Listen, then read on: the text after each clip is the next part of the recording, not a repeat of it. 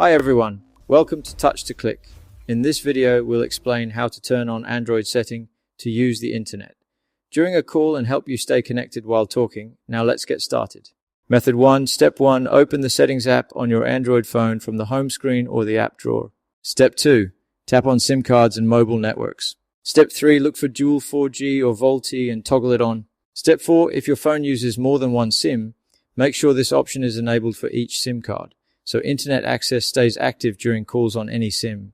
Method 2, Step 1, go back to SIM cards and mobile networks, because APN settings are also found inside the SIM configuration area. Step 2, tap on the SIM card you want to use for internet access.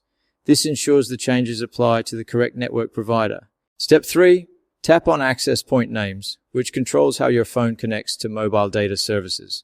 Step 4, tap the edit icon at the top right corner. This allows you to change specific APN settings safely. Step 5, scroll down and find the bearer option, then select LTE. This tells your phone to use LTE data even during voice calls. Step 6, save the changes and exit settings, and once done, your phone should be able to use the internet while you're on a call. Thanks for watching, and don't forget to subscribe to Touch to Click for more easy Android tips.